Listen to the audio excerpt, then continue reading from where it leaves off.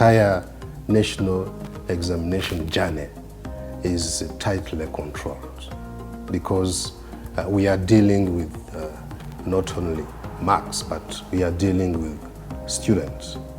These marks, these exams, the results, we base on those results to take some of the decisions that will impact the student, the candidate lives in the future. That's why we try to make sure that the entire process is really secure, from the setting of national exams, the printing, the administration of national exams, but again the marking. So we have to make sure that everything is done in a secure environment with tight security. I have been part of this marking process in the team of the markers since 2010. We reached here on 10th August, and from that time we started the first part of the marking exercise, which is called the Harmonizing. Normally the marking activity is divided into two parts. The first part is coordination. The coordination can take around 7 days, and the marking activity, when it starts, it can take around 2 weeks or 3 weeks, it depends. But in total, 3 weeks are enough in marking activity, from coordination up to the end. Yeah, I marked for 5 years before I became a team leader, because I started marking in 2011 and I became a team leader in 2016. Normally what helps me is the week that we spend.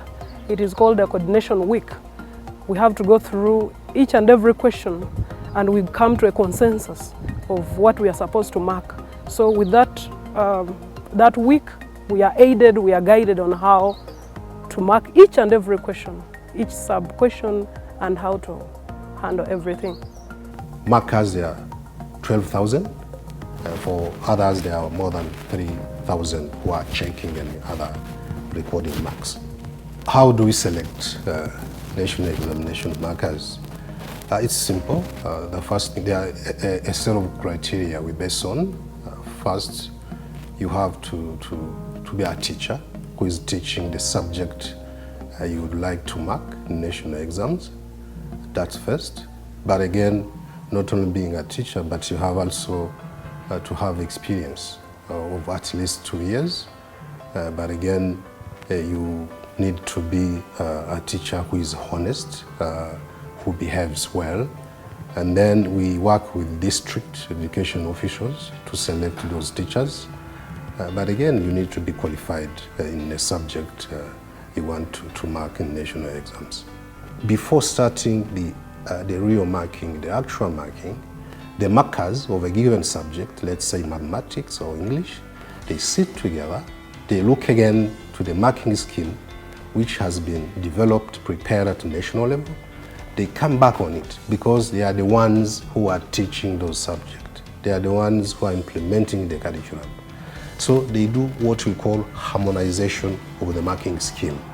Even though there is a marking guide which is being provided by the one who set the exam, but we also set another one because we are many and we did more research related to exams they did. It means that the marking guide that we have, it is bigger than, and it has more answers than the one which has been provided by the examiner. As a team leader, I make sure that the marking exercise goes well, especially each marker is supposed to have questions. We have questions entitled to each and every one. Therefore, I have to cross-check and see through each and every one. And I find out the mistakes they have made and I make them, correct them. So mostly that's what I do. Even in addition, mostly they can make mistakes in adding marks for the students. You find a student has been marked correctly, but the marks are not put on the booklet. So I have to cross-check and see through whether all the markings is okay and all the marks are put. Each and every marker marks a number of question items. He or she passes on the answer booklet to the next marker, who also is assigned a number of question items to mark. But before marking the question items assigned to him or her, he has to cross-check the the question items marked by another marker, so and so on and so on and so on, until a booklet is completed, an envelope is done, one school is done, one district. So this is the process they go through it. We mark in what we call conveyor belt. Every person is given few numbers to mark, and then when the person is done with marking her or his papers, he gives the papers to another person. That is why it is called the conveyor belt, because it's in a circle-like. Conveyor belt system, it is the good system because if one marker marks a copy of one student, I think the mistakes or errors done by one marker to one copy is not the same like if one copy is marked by different persons or markers. I think this conveyor belt marking system, it was introduced, I think, some years ago to replace the system, the marking system, which was applied before, whereby just a marker was marking a student individual, one marker marking one booklet individually. And then there might have been some analysis at that time, and they realized that there may be some mistakes that were being committed.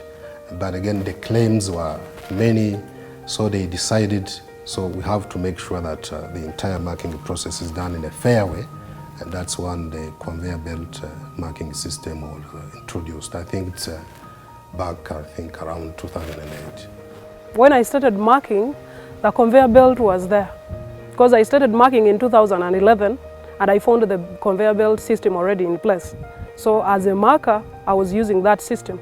So when I became a team leader, I was well conversant with the system, so it didn't become a problem. When you find you're in a conveyor belt or you are in a center, before you even come to a conveyor belt, you go through the questions with different ideas from different people. You share ideas until you come to a consensus. So then when you come into a group, there is something you have already agreed upon.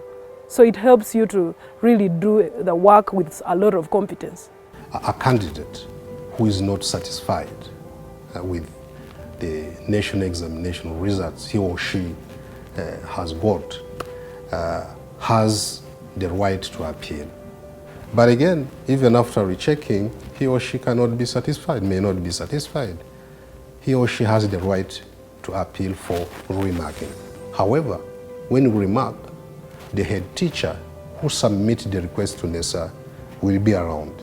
He's the one to be around, to be present when we will be remarking, and then he's the one or she's the one who will take the results, the feedback to the student who claimed.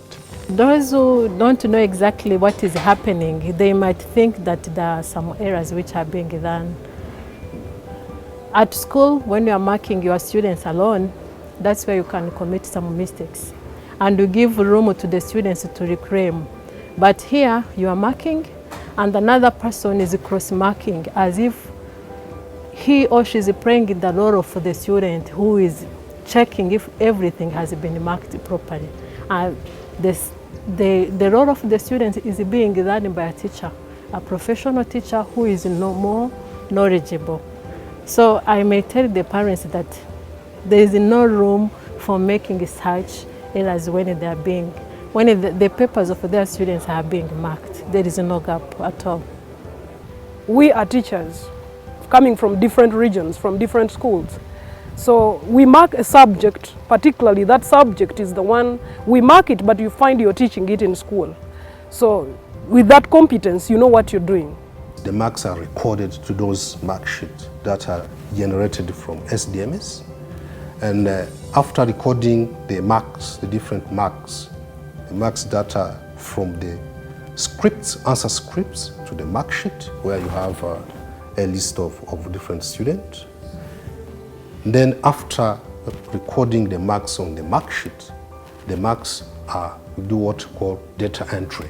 Even before recording the marks on the mark sheet, there are several steps of check and recheck.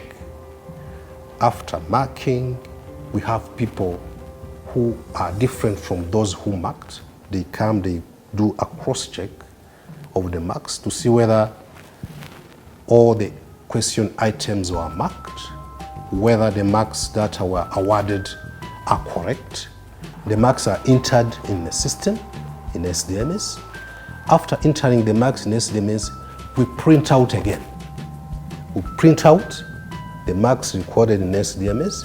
We cross-check again against the other physical mark sheet. So now we have the two mark sheet, the one generated from the SDMS and printed out, and the other one physical we used before, and then we check whether the marks are the same, whether there are no mistake. That's when we are sure that everything is okay. That's when we start the marks processing and the grading. My message to parents and students out there is that they should trust this system. I've worked with it for over 8 years and the system is real good. Because your paper is not marked by only one person. We are emotional. I can look at the handwriting and I find that the way I'm marking you, I'm already biased. But because your paper goes through many hands, from 6 people in the group, it goes back to the team leader. The team leader goes through and then the checker also goes through.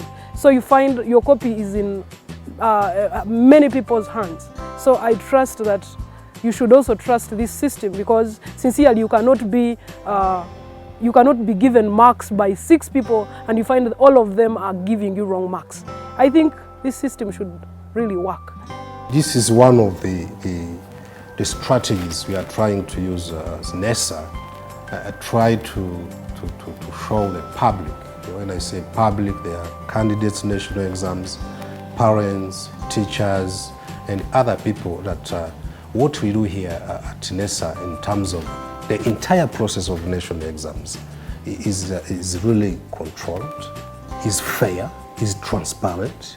We do as much as we can to minimize at a strict minimum the errors that can be committed throughout the marking, throughout the entire national examination process. So what I can tell them is they should trust NESA. We are here for them. We are not here to be unfair towards them. We shall continue even engaging some other people, head teachers, and even students when we can. We have some other people, district officials. So we want to make sure that we make public what we do so that people can see that we are transparent, we are fair. There's no room, I can repeat this, that we can make a mistake or even be unfair towards any of the candidates. Teaching is not something which is very hard. It's something that you like, because you use time and extra time. But when it reaches to the part of marking, it is the hardest and the tiresome job. If you compare how much we pay when we want to buy some foods or goods, and if you compare to the wage which is being given to a single paper, it's not comparable. But also because we think that it's the job that we normally do, we can even still do the job if there is not even some single coin. But the will, it is to ask the responsible person if they can add more. When I'm to mark, I do not exceed 25 copies. If I've marked so well, because we have to take time. You don't just mark just because it is money. You mark when you have taken time to go through, and you mark when you're having just questions. For example, I will be marking from number 1 up to number 5. Another marker takes 6 up to 10, for example. So you find the overall total per day does not exceed 25 copies. The truth is, it's a low pay depending on the economic status that we are in. Sincerely, it's a low pay. We would wish that, if possible, they can at least add something. It's only last year that we increased for all the levels, primary, O level, and A level. So we shall continue looking into this and see whether we can again increase in the coming years. But the exam for primary PLE exam answer booklet, it's not really hard to mark it as an O level or A level. So the price for one booklet increase as you go up in A levels. Yeah.